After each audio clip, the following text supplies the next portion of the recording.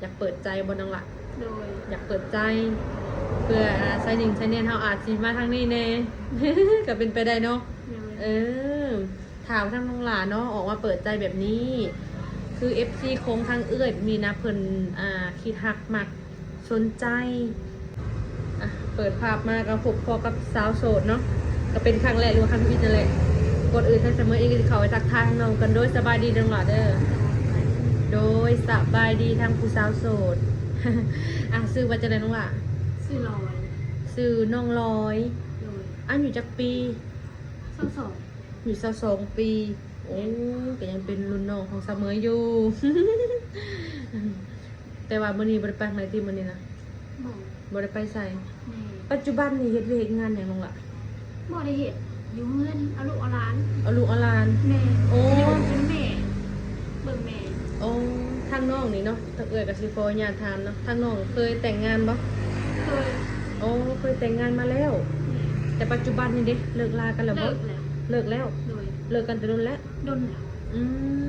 ย้อนสาเหตุที่เลิกลากันเป็นอะไรน้องล่ะ มันบ่เข้าใจกันต่างคนกันต่างเขาอยากเล่น เอาง่ายๆเนาะต่างคนต่างบ่เข้าใจกัน แม่ หนึ่งคือเขาอยากลิ่นเขาก็เลยปล่อยซะให้ลิ่นพ่อซะ แม่ เนาะเพราะว่ามันเห็นหลายๆคนที่ว่าเลิกลากันย้อนสาเหตุแบบว่าเขาอยากลิ่นแบบอยากพ่อสิก็มีหลายน้องล่ะ แม่ แบบว่าเลือกสิแบบเอาหมู่เอาคู่ลูกเมียบ่สนใจแบบนี้นะก็มีหลายเนาะท่านน้องก็เลยเลือกที่จะออกมา แม่ อืมตอนนี้คือโสดทาวรแล้ว โดย ลูกของน้องก็ขอโทษเนาะถ้าน้องก็มีลูกมีเต้าบ่ มีคนหนึ่ง คนหนึ่งผู้หญิงคือผู้ชาย ทราย ผู้ชายอายุจักปีนึงล่ะ 2 ปี2 ปีปลาย 2 ปีปลายแล้วเนาะ โดย ยังกินนมอยู่บ่ ยังกินอยู่ ยังกิน ก็คือว่าไว้เนาะต้องหาเงินเลี้ยงลูกอีก โดย โอ้แต่ปัจจุบันนี่คือทางพ่อทางแม่ของน้องก็ยังมีอยู่บ่แบบเพิ่นยังอยู่ติ ยังอยู่แต่แม่พ่อกับแม่หย่ากัน อ๋อพ่อกับแม่เจ้าเลิกลากันแล้ว แม่ แต่ว่าปัจจุบันนี่เจ้าอยู่นำแม่เจ้า แม่ โอ้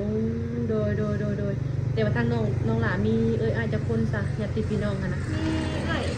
2อ้าย2 อ้ายสองจะเป็นลูกหลาบ่ แม่ โอ้บ่ได้เป็นหาคนเนาะ โดย เออแต่ว่าอ้ายเจ้ากับต่างคนกับไปสร้างครอบครัวแล้วบ่ แม่ มีบุตรครอบครัวบ่ได้เนาะ แม่ อ๋อโดยคือว่าปัจจุบันนี่คืออยู่เรือนอยู่ซ่านนำพ่อแม่นี่คือทางน้องคนเดียวแม่นบ่ แม่ โอ้ ได้อยู่บนแม่ โดยก็เลยอยู่บังเมเนาะ โดย เฮ็ดได้เฮ็ดหน้าบ่น้องล่ะอ เฮ็ด ยู่บ้านเฮ็ดคือกัน แม่ หวานเอาหรือว่าดำ ด ดำแล้วบ่ตอนนี้นะ ำยังหันด หวานก้าคนยาวบ่ ำยาวแหลม แต่ว่าบ่มีคนไทยเลยว่าแนวใด ยังเป็นคนไทย ก็เลยยังออกมาเปิดใจหาคนไทยก่อนเนาะ ก็คือว่าไว้เนาะทางน้องหละก็เลยว่าอยากออกมาให้ทางสัมภาษณ์อยากเปิดใจบ่น้องหละ โดย อยากเปิดใจเพื่อใช้หนึ่งใช้เนียนเฮาอาจสิมาทางนี้แน่ ก็เป็นไปได้เนาะ โดย ถามทางน้องหลานเนาะออกมาเปิดใจแบบนี้คือ FC โค้งทางมีนะเพิ่นคิดฮักมักสนใจ อยากศึกษาดูใจแบบนี้ล่ะท่านหลัก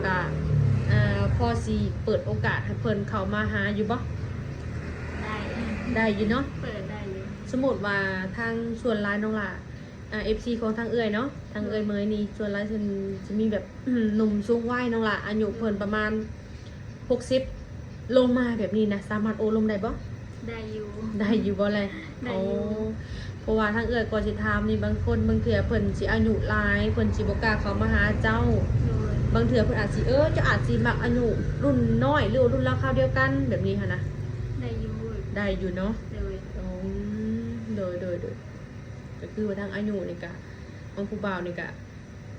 60ปลายนี่ก็สามารถโอลมได้เนาะ ได้ ได้จำกัดอยู่บ่ว่าต้องเป็นอายุได้จำกัดอยู่บ่ว่าต้องเป็นหนุ่มทางใดแบบนี้นะ กา ที่ว่านั่นได้ กาทั้งได้ก็ได้ ทางใดก็ได้ก็แล้วแต่เนาะมาสิมาจำกัดว่าต้องเป็นทางนั้นนี่ก็บ่ได้เนาะต้องทางใดก็ได้หมดบ่แต่เพิ่นเข้ามาหาเฮาแบบสิซั่นเนาะอ๋อถ้าว่าทางน้องล่ะบางเทื่อหนุ่มเพิ่นเห็นแบบนี้หันนะ แล้วเพิ่นอยากให้น้องนี่ไปอยู่น้ำเพิ่นอยู่ฝั่งไทยบ่หรือว่าต่างประเทศถ้าน้องก็ไปได้บ่ น่าจะไปบ่ได้ เป็นจัง ได้ ได๋ อยู่ ล่ะ กับแม่ ต้องอยู่น้ำแม่ ป้าแม่บ่ได้ สมมุติว่าไปมาดิซะแบบไปมาได้บ่เลย อ่ายังมู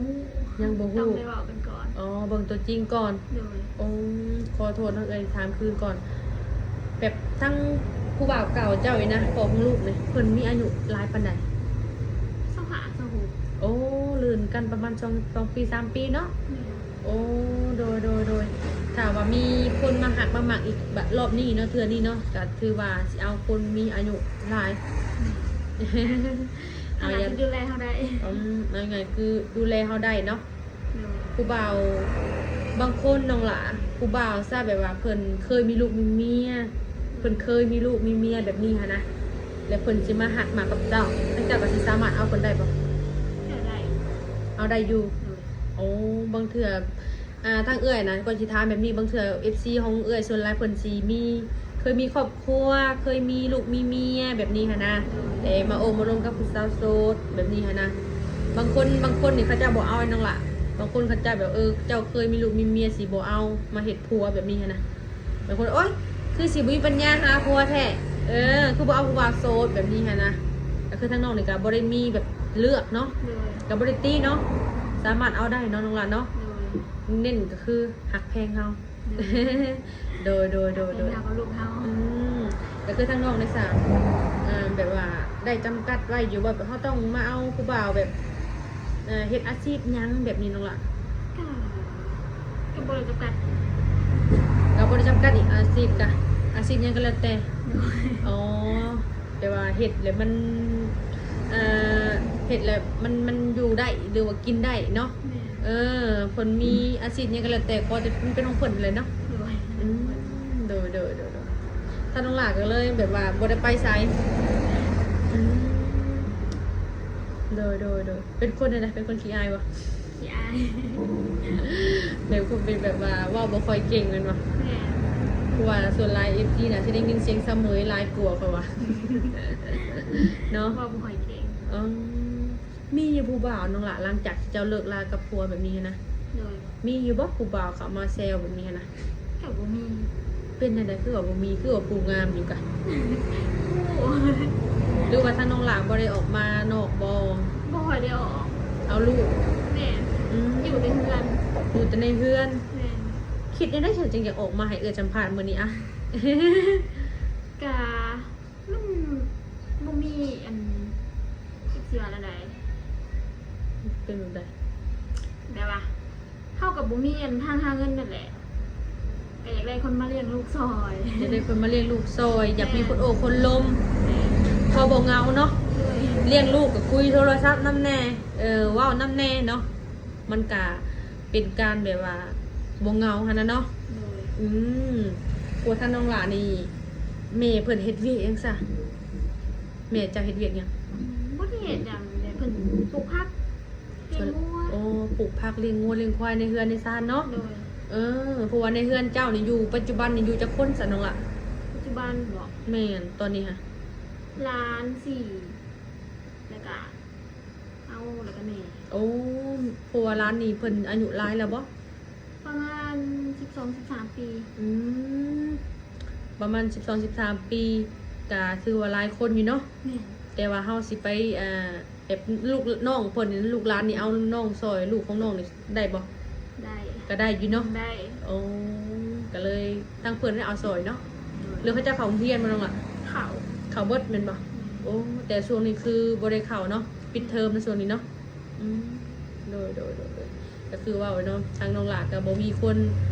เอาลูกซอยแม่ก็คือว่าไว้เนาะ สมมุติว่าคือเขาวนำจำปานี่ก็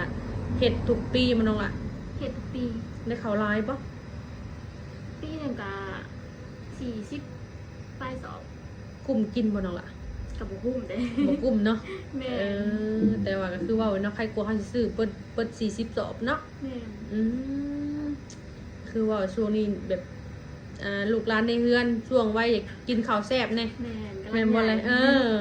กินกับหยังก็แซ่บหลายคนเนี่ยแฮงแซ่บแกงทำไมเบิดหมอก็ยังหักอีกเนาะแต่ใครอยู่ดอกหลายคนอยู่ดำหน้าก็คือสิแล้วไว้อยู่ เนาะ เออ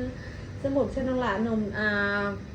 ฟังไทยหรือว่าอยู่ทางใดก็แล้วแต่เนาะและเพิ่นเห็นในคลิปนี้แล้วเพิ่นอยากมาเยี่ยมมายามน้องหลานมาฮอดเฮือนฮอดซ่านแบบนี้อะนะอยากมาทำความรู้จักแบบนี้อะนะให้เพิ่นมาเยี่ยมยามเพื่อนซ่านได้บ่ กะยังบ่ ยังบ่ฮู้ โดย เนื่องจากว่าแนวใดจังว่ายังบ่ฮู้คือต้องคุยกันก่อนบ่ โดย ยังบ่พร้อมสิให้มา โดย ในการที่คบหากับหนุ่มๆเนาะ โดย ถ้าจะเป็นสู่เป็นแฟนกันนี่ใช้เวลาโดนบ่ดอกล่ะ โดนเลย ประมาณจักเดือน เดือนไป เดือนปลายประมาณเดือนปลายเนาะถึกใจโอ้ลมเลยเนาะสมมุติว่าทางน้องหลาเลยโอ้เลยลมแล้วถืออกถึกใจแต่เพิ่นอยากเอาไปเป็นลูกเป็นเมียสามารถเป็นได้บ่ ยังบอกบ่ได้ ยังเว้าบ่ได้เนาะ โดย โอ้ก็ยังเว้าบ่ได้บางเทื่ออาจสิเป็นชูเป็นแฟนกันในเร็วๆนี้ก็บ่จักเนาะคนเฮาเป็นบ่แลบางเทื่อเอาว่าข่อยบ่สามารถสิมาเป็นชูเป็นแฟนเจ้าข่อยบ่สามารถสิมาโอ้ลงกับเจ้าได้เดี๋ยวมันก็บ่แม่นนั่นล่ะเนาะบางเทื่ออาจสิคุยกันได้ก็มีเนาะ ไปก่อน ต้องคุยกันไปก่อนในการที่สั่งเป็นครอบเป็นครัวก็ต้องคุยกันไปก่อนเนาะก็แหละน้องหละก็เลยแบบว่าคืออายุของเพิ่นก็บ่ได้จำกัดขอแต่เข้าใจกัน โดย แล้วก็ฮักแพงหรือว่าหับเจ้าได้เพื่อเจ้ามีลูกเลยเนาะ โดย ลูกเจ้าเพื่อเข้ามานี่ต้องแบบว่า ต้องทับภาระได้เพราะว่าทางน้องหละมีลูกชายเนาะต้องได้เลี้ยงเนาะโดยเนาะก็คือว่าคนแหละทางเพิ่นก็เป็นผู้สาวโสดมีห้างลูกหนึ่งเลยเนาะบางคนก็บอกว่าสาวเมยกันได้สาวเมยเป็นแม่ห้างก็แม่ห้างเลยที่มีห้างกับโสดคือกันเนาะสิวันหนึงได้จ้ะ โดยก็คือว่าคนละทางสาวเมยก็สิได้เอาช่องทางติดต่อของน้องเพิ่นมาแจกหนุ่มๆต้องหลามีหยังแน่ไปแจกหนุ่มๆนี่มีหยังแน่ลิ้นหยังแน่ ลินแอปบ่ แอป WhatsApp บ่ โดย อ๋อ LINE ได้มีบ่ ได้ LINE มีบ่ มี อ๋อโอเคทางก็สิได้เอาWhatsApp หรือว่า LINE เนาะเอาไว้แจกหนุ่มๆถ้าว่าคลิปนี้ได้ยินเสียงเสมอไลน์ก็ขอโทษขออภัย FC เด้อเนาะจักสิว่าจังได๋ว่าถ้าเราแบบมีแต่ยิ้มจังเดียวนะ เนาะถ้าเราเป็นคนขี้อายเนี่ยค่ะนะหรือว่าคือว่าแหละออกกล้องครั้งแรกเนาะมันรู้สึกว่าเคินๆหรือว่าอายทั้งหลายเนาะมันก็บ่เป็นหยังเดียวกับสิ้นเอง ทางเสมอเองก็สิว่าระยะห่างเนาะก็สิได้ขอตัวปิดคลิปเพราะว่าสิพาเมื่อดำนาเนี่ยทั้งหลายคือมันจะดำนาแล้วก็มาพี่เลยจังได๋ก็ทางเสมอเองก็สิขอให้ทางน้องเพิ่นพบพ่อแต่คนดีหรือคนดีๆอะไรเนาะของมันชีวิตเนาะยานแท้ก็ให้มาเลี้ยงลูกซอยอะไรทั้งหลายเนาะดีแท้เนาะโดยทางเสมอเองก็สิว่าระยะห่างจะขอตัวปิดคลิปก่อนสบายดีทั้งหลายโดยสบายดี